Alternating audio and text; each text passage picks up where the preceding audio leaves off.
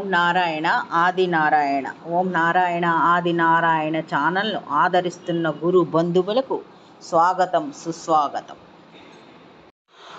ఓం నారాయణ ఆది నారాయణ. ఓం శ్రీ భగవాన్ వెంకయ్య స్వామినే నమః. ఆశ్రిత జనరక్షకుడు, దీనజన బాంధవుడు శ్రీ భగవాన్ వెంకయ్య స్వామి వారి పాద పద్మములకు నా ప్రణామములు. సమస్త సగుణ రూప నిర్గుణ రూప గురుదేవుల పాద పద్మములకు నా నమస్సుమాంజలి. ఈనాటి సర్వసమర్థ లీలల శీర్షికలో శ్రీ మేదరమెట్ల గిరిజమ్మ గారి అనుభవములు స్మరించుకుందాం. ఈమె పేరు శ్రీమతి మేదరమెట్ల గిరిజమ్మ గారు. వీరి స్వగ్రామం రాజపద్మాపురం. రాజపద్మాపురం అంటే శ్రీ భగవాన్ వెంకయ్య స్వామి వారి చెల్లెలు మంగమ్మ గారి ఊరు. వీరు గిరిజమ్మ గారు భగవాన్ వెంకయ్య స్వామి వారి ఆశ్రితులైన వేలూరు సుబ్రహ్మణ్యం నాయుడు గారి కూతురు. శ్రీ భగవాన్ వెంకయ్య స్వామి వారిని చాలా ఎక్కువ కాలం సేవించుకున్నారు ఇతను వేలూరు సుబ్రహ్మణ్యం గారు. చిన్న వయసు నుంచి భగవాన్ వెంకయ్య స్వామి వారిని వీరు సేవించుకున్నారు. శ్రీ వేలూరు సుబ్రహ్మణ్యం గారి ప్రస్తావన శ్రీ పెసల సుబ్బరామయ్య మాస్టర్ గారు రాసిన అవధూతలీల గ్రంథంలో కూడా ఉంటుంది. శ్రీ భగవాన్ వెంకయ్య స్వామి వారి వెంట ఎప్పుడు ఈ వేలూరు సుబ్రహ్మణ్యం గారు తిరుగుతూ ఉండేవారు. వీరు 10 సంవత్సరముల వయసు నుంచి అక్కడ నెల్లూరు మైకా గనిలో పనిచేస్తూ ఉండేవారు. వివాహం అయ్యే వరకు 10 సంవత్సరముల వయసు నుంచి వివాహం అయ్యే వరకు పనిచేస్తూ ఉండేవారు అక్కడే. వివాహం అయిన తర్వాత 1 సంవత్సరంకి వీరి స్వగ్రామమైన రాజపద్మాపురం తిరిగి వచ్చారు. శ్రీ భగవాన్ వెంకయ్య స్వామి వారు తమ పర్యటనలో పెంచలకోన నుండి చెన్నై, అక్కడ నుంచి కంచి వరదరాజస్వామి దేవాలయంకి వచ్చారు. అప్పుడు ఈ రాజపద్మాపురం గ్రామస్తులు శ్రీ స్వామివారిని అక్కడికి వెళ్ళినప్పుడు, కంచి వరదరాజస్వామి దర్శనానికి వెళ్ళినప్పుడు అక్కడ స్వామివారిని చూసి వాళ్ళు ఇలా అన్నారు, ఓ పిచ్చి వెంకయ్య ఇక్కడున్నావా, మీ వాళ్ళంతా బాధపడుతున్నారు రా అని రాజపద్మాపురం గ్రామస్తులు శ్రీ భగవాన్ వెంకయ్య స్వామి వారిని రాజపద్మాపురం తీసుకువచ్చారు. అప్పటి నుంచి శ్రీ భగవాన్ వెంకయ్య స్వామి వారి మహిమాన్విత్వం వారు గుర్తించడం ప్రారంభించారు. మొట్టమొదటిసారిగా అప్పుడే శ్రీ భగవాన్ వెంకయ్య స్వామి వారి మహిమాన్వితులని రాజపద్మాపురం గ్రామస్తులు గుర్తించారు. అలా గుర్తించిన వారిలో వారి మహిమాన్విత్వాన్ని గుర్తించిన వారిలో శ్రీ వేలూరు సుబ్రహ్మణ్యం గారు ఒకరు. వీరికి చాలా కాలం సంతానం లేదు. తర్వాత ఒక కూతురు పుట్టింది, కానీ ఆ అమ్మాయి కొంతకాలం వరకు ఉండి చనిపోయింది. ఆ ఊరిలో సిద్ధాంతి ఒకరు, అతను జ్యోతిష్యం కూడా చెప్తూ ఉంటారు. వారు వీరికి ఈయన సుబ్రహ్మణ్యం గారికి చెప్పారు, వీరి వంశం నిలవదు అని జ్యోతిష్యంలో ఉంది అని వేలూరు సుబ్రహ్మణ్యం గారికి చెప్పారు. ఇతను వేలూరు సుబ్రహ్మణ్యం గారు చాలా ఆందోళన పడ్డారు. ఆందోళనతో శ్రీ భగవాన్ వెంకయ్య స్వామి వారిని సంప్రదించారు, విన్నవించుకున్నారు. స్వామివారికి ఇలా విన్నవించుకున్నారు, స్వామి మాకు 10 సంవత్సరముల నుంచి పిల్లలు లేరు అని ప్రార్థించారు. శ్రీ భగవాన్ వెంకయ్య స్వామి వారు వీరి ప్రార్థనను మన్నించి వీరికి సంతానాన్ని ప్రసాదించారు. అలా శ్రీ భగవాన్ వెంకయ్య స్వామి వారి వరప్రసాదం ఈ మేదరమెట్ల గిరిజమ్మ గారు. ఈమె పుట్టిన తర్వాత ఆ ఊర్లో ఉన్న సిద్ధాంతి దగ్గరకు ఈమె జాతకం రాయించడానికని సుబ్రహ్మణ్యం గారు తీసుకొని వెళ్ళారు. అప్పుడు ఆ సిద్ధాంతి ఇలా అన్నారు, ఆమె బ్రతికిన తర్వాత చూద్దాంలే అని. ఎందుకంటే వాళ్ళ వంశంలో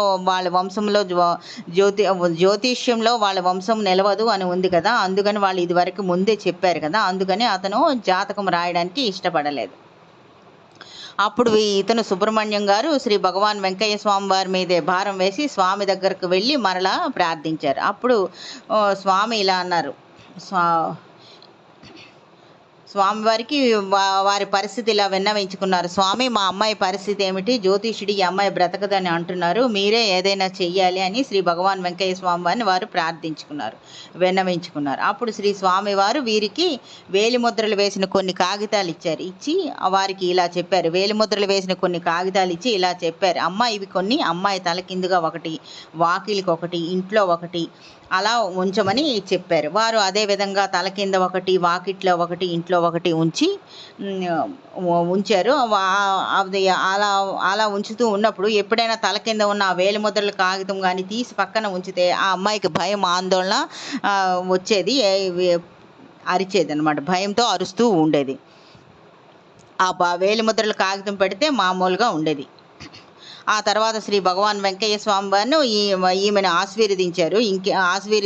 ఇంకేం పర్వాలేదమ్మా అని అభయం ఇచ్చారు. అప్పుడు ఇంకా అమ్మాయికి ఏం కాదని అని అభయం ఇచ్చారు. అప్పటి నుంచి ఆమె బాగుంది. ఆ తర్వాత కాలక్రమంలో ఆమె పెరిగి పెద్దదైంది. ఆమెకు వివాహం చెయ్యాలన్న సంకల్పంతో వారి తండ్రి గారైన వేలూరు సుబ్రహ్మణ్యం గారు స్వామివారి దగ్గరికి వెళ్ళారు. స్వామి, అమ్మాయి పెళ్లి చేయాలి అని విన్నవించుకున్నారు. అప్పుడు స్వామి ఇలా అన్నారు, అయ్యా, నువ్వు ఇక్కడ ఉండకూడదు. తలుపూరు వెళ్తే అక్కడ నీకు లక్షలు వస్తాయి. నీకు అక్కడ స్థలం చూపిస్తాను, కోట్లు వస్తాయి. అక్కడ ఒక మంచి సంబంధం ఉంది. ఆ సంబంధం చేసుకుంటే బాగుంటుంది. నీకు చూపిస్తాను రా అని తలుపూరుకు తీసుకొని అని స్వామివారు అతనితో పాటు తలుపూరు వెళ్ళడానికి బయలుదేరారు. ఆయన్ని వెంట తీసుకొని వెళ్ళారు. పొదలకూరు దాకా వెళ్ళారు. బస్సులో కూర్చున్నారు. పొదలకూరు దాకా వెళ్ళారు. పొదలకూరు వెళ్ళిన తర్వాత వేలూరు సుబ్రహ్మణ్యం గారి మనసు మారిపోయింది. ఇలా ఆలోచించారు, తలుపూరులో అందరూ బంధువులే, ఈ పిచ్చి వెంకయ్యతో తిరుగుతున్నారని అంటారు, అందరూ హేళన చేస్తారు, పిచ్చి వెంకయ్యతో స్నేహం చేశాడని అందరూ నవ్వుకుంటారు అని అనుకున్నారు. అనుకొని స్వామివారితో ఇలా అన్నారు, స్వామి, పొదలకూరులో నాకు పని ఉంది, వెళ్ళొస్తాను, మళ్ళీ వస్తానని చెప్పారు.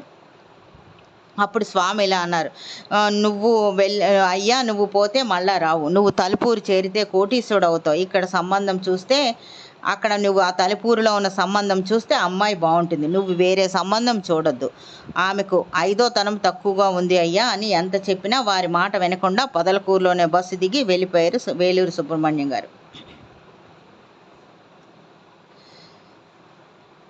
ఇంకొక సంఘటన, వీరికి రాజపద్మాపురంలో 10 ఎకరాల భూమి ఉంది. కానీ అందులో నీళ్లు లేవు. నీరు తవ్వించడం కోసం స్వామివారిని అడిగారు. నీరు ఎక్కడ పడుతుందో అని అడిగారు. బావి తవ్వించడానికి అడిగారు. అడిగితే స్వామివారు ఈ 10 ఎకరాల్లో నీరు లేదు, ఈ పక్కన ఒక అర ఎకరా ఉంది, ఈ అర ఎకరాలో 84 లక్షలకు సరిపడ్డ నీరుంది, ఈ స్థలం కొని నువ్వు ఇక్కడ బావి తవ్వించు. ఈ స్థలం కొన్నవాళ్ళు, ఇక్కడ బావి తవ్వించిన వాళ్ళు ఎప్పుడు నీడలో ఉంటారు, నువ్వు ఎప్పుడు అమ్మవద్దు ఇది అని స్వామివారు అతనికి చెప్పారు. అదేవిధంగా వారు ఆ అర ఎకరా కొని అక్కడ బావి తవ్వించారు.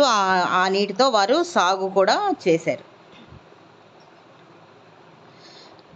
తర్వాత వీరికి ఉన్న 10 ఎకరాల భూమి కాజేయాలని చాలామంది ఇలా చెప్పారు. మీకు ఒక అమ్మాయి ఉంది కదా, ఆ అమ్మాయిని మేము చేసుకుంటాము, ఆ పొలం ఇవ్వండి అనుకున్నారు. ఎట్లా అనుకున్నట్టే కదా అని ఆ అమ్మాయి అలా ఏదో విధంగా మాయ మాటలు చెప్పి వాళ్ళేమో ఆ పొలం ఇతని దగ్గర నుంచి, వేలూరు సుబ్రహ్మణ్యం గారి దగ్గర నుంచి తీసేసుకున్నారు ఆ 10 ఎకరాల పొలం.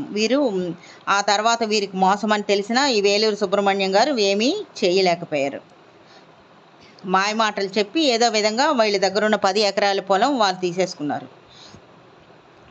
వేలూరు సుబ్రహ్మణ్యం గారికి శ్రీ భగవాన్ వెంకయ్య స్వామి వారు అంటే ఎంతో నమ్మకం. కానీ వారు చెప్పిన పని ఏమీ ఆచరించేవారు కాదు. ఆయనకి ఏదైనా జరగాలని ఉంటే ముందుగానే స్వామివారు స్వప్నంలో చూపించేవారు. ఈ పని చేయమని స్వామివారు తెలిపేది. కానీ ఆ పని చేసినా చేయకపోయినా స్వామివారు మాత్రం వారికి మాతృ ప్రేమతో ఎప్పుడూ మంచి చెడులు హెచ్చరిస్తూనే ఉండేవారు. వేలూరు సుబ్రహ్మణ్యం గారికి వారు చేసినా చేయకపోయినా ఎప్పుడూ హెచ్చరిస్తూనే ఉండేవారు. కళలో ఏదైతే దృశ్యం వచ్చిందో అది ఆ మరుసటి రోజు ఖచ్చితంగా జరిగేదన్నమాట. ఒకసారి తిరువళ్ళూరు వీరరాఘవ స్వామి దగ్గర శ్రీ భగవాన్ వెంకయ్య స్వామి వారు రూపాయి ఇచ్చి హారతి వెలిగించి రమ్మన్నారు. ఆ రూపాయి తులసమ్మ గారికి ఇచ్చేశారు. హారతి వెలిగించకుండా వెళ్ళిపోయారు. తర్వాత 3 నెలలకి అప్పుడు స్వామివారు అడిగారు, హారతి వెలిగించావా అని అడిగారంటే ఈయన వెలిగించానని చెప్పారు. అలా 3 నెలలు గడిచిపోయింది. 3 నెలలకి ఒకసారి అప్పటికి ఇతనికి స్వప్నంలో ఒక పెద్ద కర్పూర గడ్డ మండుతున్నట్టు కనిపించింది. వెంటనే స్వామివారు కూడా కనిపించి నువ్వు కర్పూరం వెలిగించలేదు, నువ్వు వెలిగించిరా అని స్వామివారు స్వప్నంలోనే చెప్పారు. వెంటనే వారు అపరాధాన్ని తెలుసుకొని తిరువళ్ళూరు వీరరాఘవ స్వామి దేవాలయంలోకి వెళ్ళి కర్పూరం వెలిగించి క్షమాపణ వేడుకొని తిరిగి వచ్చారు. ఈ గిరిజమ్మ గారికి స్వామివారు చెప్పిన సంబంధం కాక వేరే సంబంధం చేశారు. ఆమెకి 2 బిడ్డలు సంతానం కలిగిన తర్వాత ఆమె భర్త ఎటో వెళ్ళిపోయారు. తర్వాత చాలా కాలానికి తిరిగి వచ్చారు. అప్పుడు ఇద్దరు అన్యోన్యంగా గడిపారు. 2 సంవత్సరాలు గడిచిన తర్వాత ఈమె భర్త, గిరిజమ్మ గారి భర్త తన బిడ్డ దగ్గరికి వెళ్ళి, కూతురి దగ్గరికి వెళ్ళి వస్తానని తిరుపతికి వెళ్ళారు. ఆ రోజు తెల్లవారుజామునే ఈమె గిరిజమ్మ గారికి మెలకువగానే గుర్తొచ్చింది, స్వామివారు చెప్పారు కదా వీరు ఎక్కువ రోజులు ఉండరని, ఇప్పుడు ఆయన నేను బాగున్నాం కదా అని మనసులో అనుకుంటూ అలాగే పడుకున్నారు. ఆ రోజు తెల్లవారుజాము 4:30-5 గంటల సమయంలో ఆమె కూతురు ఫోన్ చేసి నాన్నకు ఒంట్లో బాలేదు, కొంచెం సీరియస్గా ఉందని ఆమె చెప్పింది. ఈమె వెళ్ళిన తర్వాత ఆమె భర్త మరణించడం జరిగింది. శ్రీ స్వామివారి మాట అక్షరాలా నిజమై తీరాల్సిందే. ఓం నారాయణ ఆది నారాయణ.